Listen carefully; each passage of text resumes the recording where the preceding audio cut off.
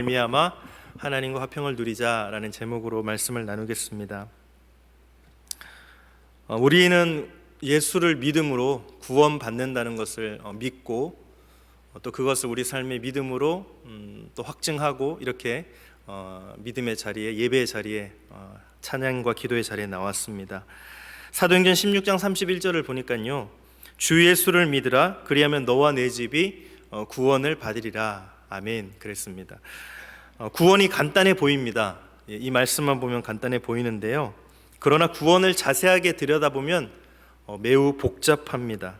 로마서 8장 30절에 또 미리 정하신 그들을 또한 부르시고 부르신 그들을 또한 의롭다 하시고 의롭다 하신 그들을 또한 영화롭게 하셨느니라. 이 말씀에서 보듯이 구원은 매우 길고 복잡한 과정을 통해서 이루어지기 때문입니다.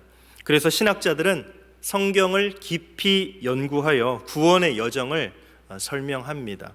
우리가 예수 믿고 구원의 길로 들어선 뒤에 구원이 완성될 때까지 걸어가는 경로를 설명합니다. 우리 장로교에서는 크게 세 가지 그 과정을 이야기하는데요. 첫 번째는 칭의입니다. 예수를 믿음으로 하나님께 의롭다 여김을 받는 단계입니다. 대체로 이 과정을 거친 사람들은 구원의 확신을 가지게 됩니다. 자신은 이미 구원을 받았다라고 고백하게 되는 것이죠. 두 번째는 성화입니다. 예수를 믿고 하나님께 의롭다 여김을 받은 사람들이 의롭게 살기 위해서 힘쓰는 단계입니다. 특히 이 땅을 살아가면서 예수님을 닮아가는 단계입니다. 이 과정을 살아가는 사람들은 구원을 이루어가고 있는 그런 과정이죠. 세 번째는 영화입니다. 하나님의 부르심을 받아 저 하나님 나라에 올라가서 주님의 영광에 참여하는 단계입니다. 이 과정에 이르러야 비로소 구원이 완성이 되는 것입니다. 그렇습니다. 우리가 예수를 믿고 난 후에 저 천국에서 영생을 누리는 그날까지 구원의 여정을 걷게 됩니다. 저와 여러분들은 구원의 지금 과정을, 그러니까 성화의 과정을 지금 걸어가고 있는 것이죠. 우리 구원의 여정을 비행기 여행에 비유해 보면 이렇습니다. 칭의는, 아까 첫 번째 칭의는 이제 비행기가 막 활주로를 이륙한 상태를 말합니다. 그리고 성화는 일정 고도에 올라가서 비행기가 목적지를 향해 날아가는 과정이고요. 나아가서 이제 마지막 영화는 비행기가 목적지에 무사히 착륙한 후의 과정을 말합니다. 오늘은 그 중에 첫 번째인 칭의에 대해서 한번 살펴보겠습니다. 칭이란 무엇일까요? 칭이란 말은 오늘 본문에서 의롭다 하심을 받았으니 라는 말을 신학적인 개념으로 표현해 놓은 것입니다. 즉 의롭다 하심을 받았다라는 것을 일컬을 칭과 오를 의를 써서 칭의라고 한 것입니다.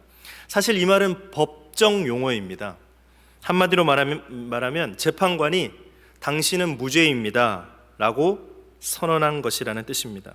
그러니까 영원한 재판장이신 하나님께서 우리에게 너는 죄가 없다, 너는 의롭다 라고 선언해 주셨다는 것을 말합니다. 이전에 한 유력 정치인이 대법원에서 무죄 판결을 받았습니다. 고등법원에서는 집행유예와 추징금을 선고받은 상태였는데 그대로 이제 가다가는 총선에 출마할 수가 없습니다. 언론으로부터 문매를 맞을 뿐 아니라 부패한 정치인으로 낙인 찍혀서 정계를 은퇴해야 합니다. 다행스럽게도 이분이 대법원에서 무죄 선고를 받았습니다. 선거에 다시 출마할 수 있게 된 것이죠. 불명예를 벗게 되었습니다. 이분이 한 말 가운데 인상적인 대목이 있습니다. 이제 편히 발 뻗고 잘 수 있게 되었습니다. 이렇게 이야기를 했습니다. 저는 이분에 대한 이 언론 기사를 읽으면서 이 예화가 이 칭의를 잘 설명해 주는 예화라는 생각이 들었습니다. 사실 이분은 대법원 확정 판결이 나기 전까지 밤에 잠을 잘 수가 없었습니다. 앞날이 어떻게 될지 불안하고 세간의 시선도 따갑습니다. 괴롭죠. 그야말로 살아도 산 것이 아닙니다. 그러던 중에 대법원 확정 판결로 무죄가 선고되면서 상황이 180도 확 바뀌게 되었습니다. 그 무거운 마음의 짐을 훌훌 털어낼 수가 있습니다. 미래에 대한 새로운 소망도 생기고 그야말로 이제는 살맛이 나는 그런 세상입니다. 우리 인생이 그렇습니다. 예수 믿기 전 우리는 무엇인가 설명할 수 없는 무거운 영혼의 짐에 눌려 살아왔습니다. 늘 불안하죠. 마음이 편치가 않습니다. 특히 죽음에 대한 두려움, 앞날에 대한 불안 때문에 힘든 삶을 살아왔습니다. 그러나 예수 믿고 난 뒤에 달라졌습니다. 이 정치인이 대법원 판사로부터 무죄 판결을 받은 것처럼 우리들이 하나님께로부터 무죄 판결을 받은 것입니다. 하나님께서 우리들이 더 이상 죄인이 아니고 의롭다라고 선언해 주신 것입니다. 그동안 우리를 짓눌러 오던 영적인 짐을 훌훌 털어버리게 된 것입니다. 새로운 소망을 가지게 된 것이죠. 그런데 우리가 주목해야 할 것이 하나 있습니다. 우리가 어떻게 칭의를 받게 되었는가 하는 점입니다. 본문을 보면 우리가 믿음으로 의롭다 하심을 받았으니 라고 되어 있습니다. 한마디로 말하면 우리가 믿음 때문에 의롭다라고 그렇게 칭함을 받았다라는 것입니다. 신학자들은 이것을 이신칭의라고 개념화했습니다. 써 이자에 믿을 신 그리고 칭의, 그러니까 이 말은 믿음으로써 의롭다 하심을 받았다라는 것입니다. 그러니까 우리가 다만 하나님의 약속을 믿은 것뿐인데 하나님께서 우리의 믿음을 보시고 우리를 의롭다라고 여겨주셨다라는 것이죠. 이것은 성경의 일관된 가르침이고 세상의 모든 종교나 세상의 어떤 신념들과도 구별되는 우리 기독교만의 독특한 신념입니다. 창세기 15장 6절을 보면 이런 말씀이 기록되어 있습니다. 아브라함이 여호와를 믿으니 여호와께서 이를 그의 의로 여기시고, 아브라함이 나이 75세에 하나님의 약속을 믿고 가나안 땅으로 이민을 왔습니다. 하나님께서 너로 큰 민족을 이루어 주겠다고 약속하셨습니다. 그런데 나이가 80이 넘도록 자식이 없습니다. 그래서 아브라함은 더 늙기 전에 그동안 충성스럽게 자기를 섬겨왔던 다메섹 사람 엘리에셀을 상속자로 세우고자 했습니다. 그때 하나님께서 아브라함을 찾아오시죠. 그리고 다시 약속을 확인하셨습니다. 엘리에셀이 상속자가 아니라 아브라함이 낳을 아들이 상속자가 될 것이다 약속하셨습니다. 그리고 하늘의 무뼈를 가리키시면서 너의 자손이 이와 같이 될 것이다 라고 말씀하셨죠. 이때 아브라함이 그 말씀을 믿었습니다. 아멘으로 그 말씀을 순종했습니다. 그러자 하나님께서 그 믿음을 보시고 아브라함을 의롭다라고 칭하셨다는 것입니다. 그렇습니다. 칭의는 다름 아닌 믿음으로 받는 것입니다. 아브라함처럼 하나님의 약속을 믿음으로 의롭다 여김을 받는 것입니다. 하나님께서 유일하신 아들 예수님을 이 세상에 보내셨습니다. 예수님께서 우리를 위해 고난당하시고 우리 죄를 대신 지시고 십자가에 달리셨습니다. 그리고 사흘 만에 부활하셨죠. 하나님께서는 이 예수님을 구주로 믿으면 구원을 받으리라 말씀하셨습니다.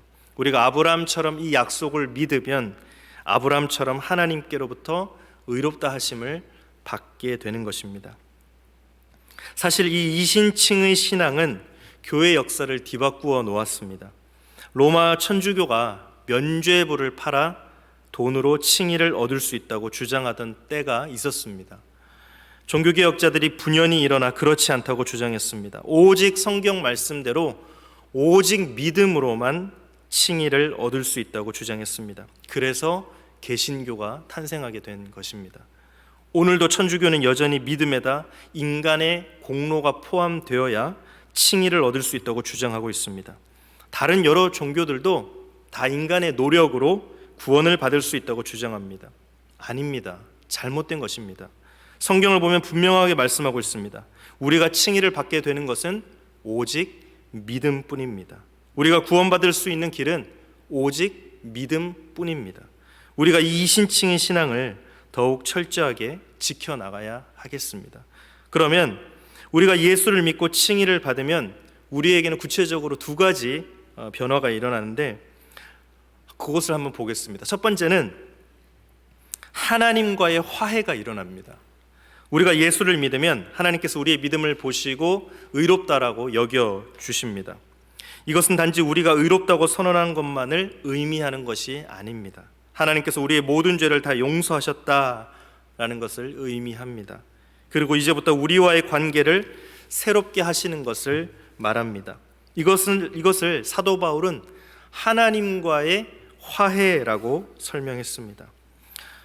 실존 철학자였던 하이데거라는 사람이 인간에게는 세 가지 고민이 있다 이렇게 설파했습니다. 하나는 물질에 대한 고민이고, 둘째는 사람에 대한 고민이고, 그리고 셋째는 자신에 대한 고민이라는 것입니다. 사람들은 먼저 먹고 사는 문제가 시급하니까 이 물질 문제에 몰두하면서 고민한다는 것입니다. 그러다가 돈을 벌고 여유가 생기면 이 고민에서 어느 정도 벗어나게 됩니다. 그러면 다른 고민이 찾아옵니다. 사람에게 인정받고 사람에게 사랑받는 문제에 대한 고민입니다. 이 고민에서 벗어날 수 있는 사람은 그렇게 많지 않습니다. 대부분의 사람들이 이 고민 때문에 불행을 경험합니다. 그렇지만 일부분의 사람들은 사람들에게 인정도 받고 또 사랑하고 사랑받기도 하면서 이 고민을 벗어나기도 합니다. 그러면 이제 또 다른 고민이 찾아옵니다. 바로 자신에 대한 고민입니다. 이 고민은 정말 깊은 고민입니다. 내가 누구인지, 나는 어디에서 왔는지, 나는 어디로 갈 것인지, 나는 언제 죽을지, 도무지 답을 찾을 수 없는 인생 본질의 문제 때문에 고민을 하게 되는 것입니다. 사실 이 고민은 인간 스스로 아무리 노력해도 찾아낼 수가 없습니다. 수도자들이 평생 돌을 닦아도, 수십 년 면벽 기도를 하고 매년 동안거를 해도 답을 찾을 수가 없습니다. 이 문제는 피조물 혼자서는 해결할 수 없는 문제이기 때문입니다. 창조주이신 하나님과의 관계 안에서만 해결될 수 있는 문제이기 때문입니다. 1987년 삼성그룹의 창업주 이병철 회장은 세상을 떠날 즈음에 영적인 질문 때문에 깊은 고민을 했다고 합니다. 먼저 당시 영락교회 박조준 목사님께 사람을 보내어 도움을 청했다고 합니다. 그리고 죽기 전에 한 신부님에게 4쪽짜리 질문지를 보냈다고 합니다. 이분의 질문 내용의 핵심이 이것입니다. 죽음은 어떻게 극복할 수 있는가? 인간은 어떻게 구원받을 수 있는가? 이분은 나름대로 성공적인 인생을 사셨습니다. 돈을 많이 벌어 물질의 고민에서 벗어날 수 있었습니다. 자식들과 직원들과 사회로부터 인정받았기에 사람의 고민에서도 벗어날 수 있었습니다. 그러나 죽음이 다가오는 것을 느끼면서 이분은 자기도 모를 고민에 사로잡히게 되었습니다. 더 두려운 것은 고민의 해결책을 찾기 이전에 이 고민의 정체가 무엇인지도 모른 채 고민만 하게 된다는 것입니다. 그래서 목사님과 신부님께 도움을 청했습니다. 그러나 전해온 답을 받아들이지 못한 채 그 깊은 고민을 가슴에 담고 세상을 떠나고 말았습니다. 사랑하는 여러분, 이 고민의 답이 무엇입니까? 하나님과의 화해입니다. 우리가 예수를 믿을 때 우리의 모든 죄를 용서해 주시고 우리를 용납해 주시는 것입니다. 그래서 우리가 하나님과 화해하고 하나님 앞에 담대하게 설 수 있는 것입니다. 그러면 그동안 우리 안에 우리를 힘들게 했던 자신에 대한 고민이 다 해결될 수 있는 것입니다. 이 하나님과의 화해를 가능하게 한 것이 무엇입니까? 바로 칭의입니다. 우리가 예수를 믿을 때 하나님께서 우리의 믿음을 보시고 우리를 의롭게 여겨주실 때만 가능한 것입니다. 우리가 예수를 믿고 칭의를 받으면 첫 번째로 하나님과의 화해가 일어나고, 두 번째로는 의로운 삶을 살아갈 수 있게 됩니다. 칭의란 우리가 하나님께 의롭게 여김을 받는다는 것을 말한다 그랬죠. 여기서 중요한 것은 우리 안에 의롭다 여김을 받을 수 있는 아무런 의가 없다는 것입니다. 그러면 어떻게 의롭다고 여김을 받게 되는 것일까요? 로마서 3장 22절 말씀을 한번 보겠습니다. 로마서 3장 22절을 함께 읽겠습니다. 시작. 곧 예수 그리스도를 믿음으로 말미암아 모든 믿는 자에게 미치는 하나님의 의니 차별이 없느니라. 아멘. 우리가 예수 그리스도를 믿을 때 하나님의 의가 우리에게 임하게 된다는 것입니다. 우리가 하나님의 의를 덧입게 된다는 것입니다. 종교개혁자 루터는 이 말씀을 주석하면서 이 하나님의 의를 우리 밖에서 오는 의, 그리스도의 낯선 의라고 설명했습니다. 그리고 루터는 우리가 칭의를 받게 된 것은 우리 자신의 행위에 의한 칭의를 포기하고 믿음을 통한 그리스도의 의를 덧입게 된 것이라고 설명했습니다. 장로교의 창시자인 장 깔뱅은 이 문제에 대해서 그리스도의 의의 전가라는 신학적인 풀이를 했습니다. 오직 의로운 분은 예수 그리스도 한 분뿐이신데 우리가 그분 예수 그리스도를 믿을 때에 그분의 의가 우리에게 전가된다는 것입니다. 그래서 우리는 그리스도 안에 있을 때 그리스도의 의를 덧입게 된다라는 것이죠. 그렇습니다. 우리가 칭의를 받고 나면 달라집니다. 우리의 심령이 그동안 입고 있던 우리의 죄의 옷을 벗고 새롭게 그리스도의 의의 옷을 입게 되는 것입니다. 그래서 과거에 죄만 짓던 우리가 이제는 예수 그리스도처럼 의로운 삶을 살 수 있게 된 것입니다. 사랑하는 여러분, 우리가 알고 신앙생활을 해야 합니다. 우리가 누구인지, 우리가 지금 어떤 상태에 놓여 있는지 그것을 잘 알고 신앙생활을 해야 합니다. 우리는 사실 우리 모두는 무엇인가에 묶여 있는 사람들입니다. 어떤 사람들은 겉사람이 묶여 있죠. 가난과 질병과 감옥에 수감되어 있는 사람들도 있습니다. 자유를 잃어버린 채 살아가는 사람들도 있습니다. 이와 달리 어떤 사람들은 속사람이 묶여 있는 사람들도 있습니다. 죄의식이나 과거의 어두운 기억에 사로잡혀 사는 사람들입니다. 욕망의 노예가 되어 살아가는 사람들도 있습니다.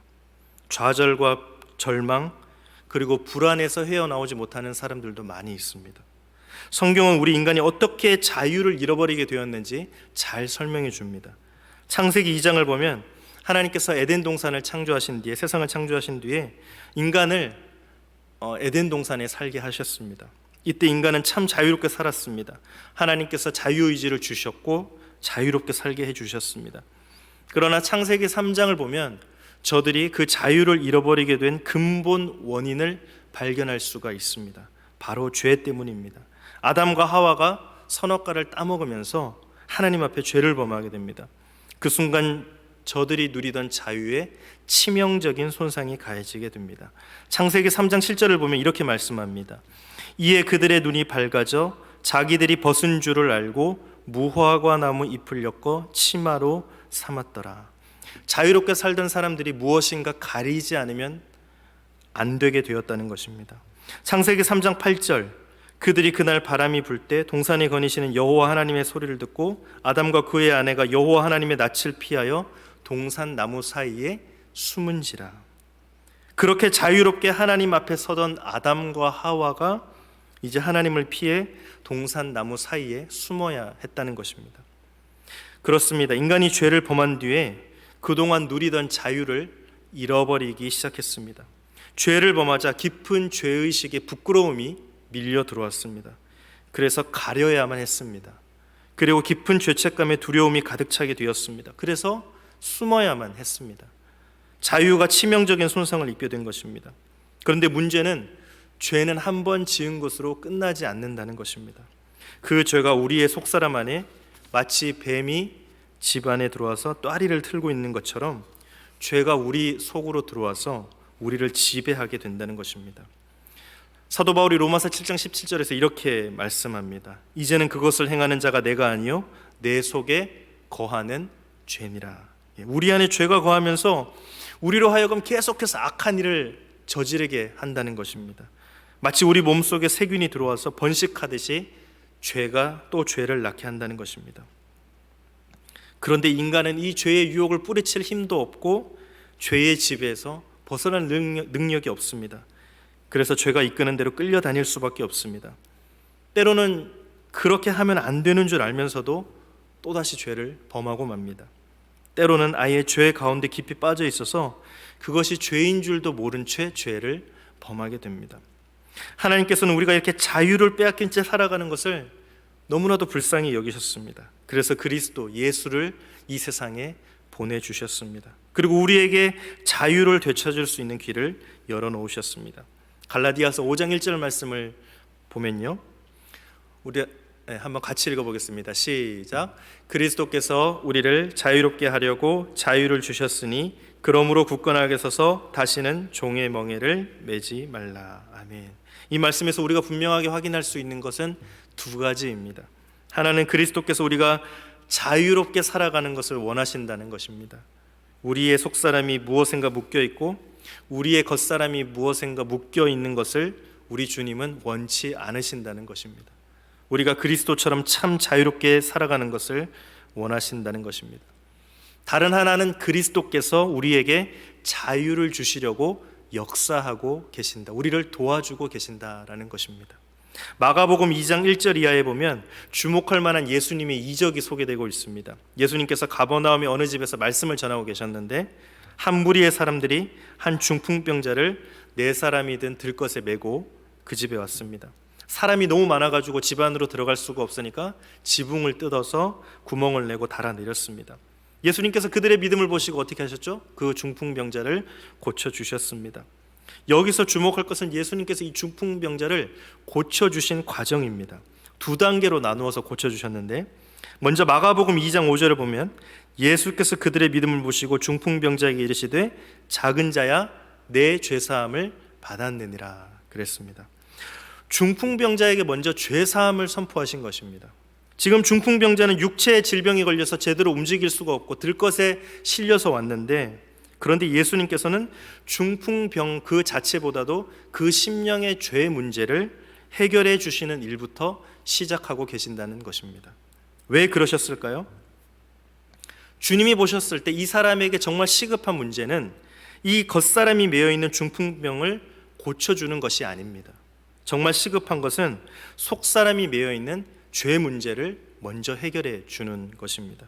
이 사람이 정말 고통을 받고 있는 것은 중풍병의 고통이 아니기 때문입니다. 이 사람이 겪고 있는 정말 심각한 고통은 죄로부터의 고통이기 때문입니다. 사실 이 점은 당시 아무도 몰랐습니다. 중풍병자 자신도 자신에게 가장 시급한 문제가 중풍병보다도 하나님 앞에 지은 죄를 사함받는 일이라는 사실을 몰랐습니다. 중풍병자를 돕기 위해 함께 왔던 사람들도 그것은 몰랐을 것입니다. 오늘 우리는 어떨까요? 이 중풍병자처럼 내게 시급한 문제는 내가 씨름하고 있는 이 질병의 문제라고 생각하고 있지는 않을까요? 지금 내게 가장 시급한 문제는 사업의 문제라고 생각하고 있지는 않을까요? 부부간의 문제, 자녀들의 문제, 취업의 문제, 결혼의 문제, 내 승진의 문제, 진로의 문제, 노후의 문제, 이런 것들이 저와 여러분들에게 있어서 가장 시급한 문제가 아닐까요? 그러나 우리가 먼저 속사람이 죄로부터 자유로워지는 일부터 시작해야 하겠습니다. 회개하여 죄사함을 받고 우리의 속사람이 참된 자유를 누리는 일부터 시작해야 하겠습니다. 이 일이 이루어지면 그 다음 일은 어렵지 않게 풀려갈 것이기 때문입니다. 두 번째 단계는 11절에 소개되고 있습니다. 마가복음 2장 11절입니다. 내가 내게 이르노니 일어나 내 상을 가지고 집으로 가라 하시니. 이 사람에게 먼저 죄사함을 선포해 주신 뒤에 중풍병을 고쳐주신 것입니다. 이 사람은 중풍병 때문에 상에 들려왔습니다. 그 겉사람이 중풍병에 묶여 있었던 것입니다. 그 병 때문에 겉사람이 자유롭지 못했던 것입니다. 주님께서는 이 사람의 죄를 사해 주신 뒤에 중풍병을 고쳐주셨습니다. 그래서 이 사람이 더 이상 상 위에 누워 있을 필요가 없어졌습니다. 나아가 이 사람이 자기가 실려왔던 그 상을 들고 나갔습니다. 바로 누워 있어야 했던 그 상으로부터 자유를 얻은 것입니다. 겉사람이 자유를 얻은 것입니다. 오늘도 주님께서는 자유롭지 못한 우리의 겉사람을 자유롭게 해주십니다. 특히 질병 때문에 묶여있는 고통을 겪고 있는 사람들에게 그 질병으로부터도 자유롭게 해주십니다. 또 주님은 우리의 속사람을 자유롭게 풀어주십니다. 우린 이 땅을 살면서 때로는 죄 문제로 속사람이, 여러 가지 영혼의 아픔으로, 갖가지 삶의 문제로, 여러 가지 고민으로 겉사람이 묶이고 속사람이 묶여서 자유를 잃어버리고 살아갈 때가 얼마나 많은지 모릅니다. 그러나 우리가 주님 앞으로 나아가기만 하면, 주님 안으로 들어오기만 하면 주님께서는 우리에게 자유를 주시는 분이십니다. 이제 주 안에서 주님이 주시는 자유를 누리시기를 바랍니다. 그러므로 우리가 예수 그리스도를 믿고 그분을 나의 주님으로 영접하게 되면 우리에게 놀라운 변화가 일어납니다. 가장 중요한 것 가운데 하나는 칭의를 받는다라는 것입니다. 하나님께서 우리의 믿음을 보시고 우리를 의롭게 여겨주시는 것입니다.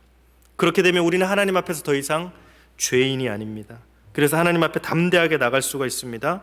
하나님과 화해를 누리며 우리의 인생의 본질적인 문제를 다 해결할 수가 있게 됩니다. 죽음의 두려움도 죄의 무거운 억눌림도 다 털어낼 수가 있습니다. 그리고 우리는 하나님의 의를 덧입게 됩니다. 이제 하나님의 뜻에 순종하며 살아가기로 다짐하는 저와 여러분들, 이 시간 주님의 말씀을 통하여서 결단하고 또 하나님을 기쁘시게 해드리고 우리의 이 믿음의 결단이 칭의로 연결되고 그리고 하나님과 화해를 누리고 하나님의 의를 덧입고 전가된 그 하나님의 의로 하나님께 영광을 돌리며 살아갈 때 하나님께서 기뻐하시고 또 우리 모두에게 하나님의 귀한 은혜를 날마다 부어주실 줄로 믿습니다. 날마다 그렇게 승리하시는 저와 여러분들이 되시기를 주님의 이름으로 축복합니다. 우리 시간 함께 찬양하고 기도하겠습니다.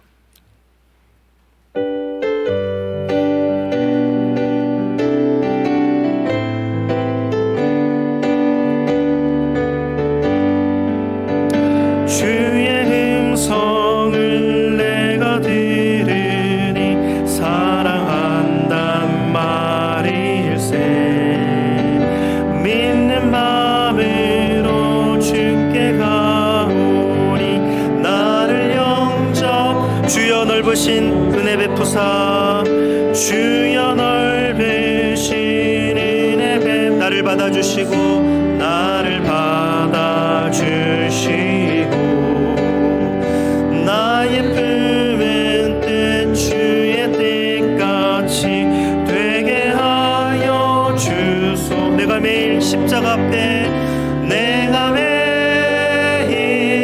십자가 앞에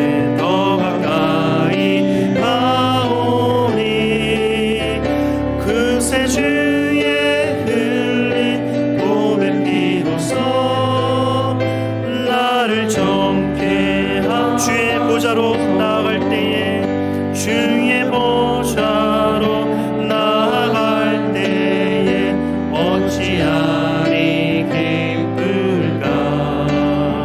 주의 얼굴을 항상 배우리 더욱 친근한 주의 보좌로 나아갈 때에 주의 보좌로 나아갈 때에 어찌하리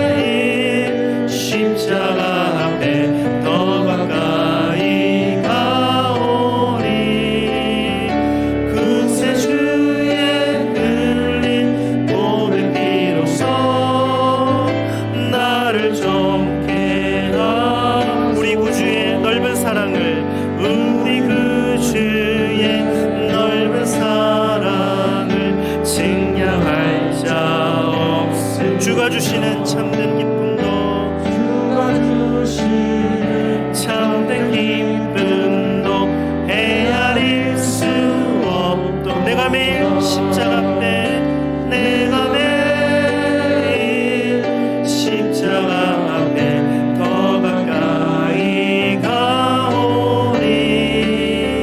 그새 주의 흘린 보배 피로써 나를 정케 하고 내가 매일 십자가 앞에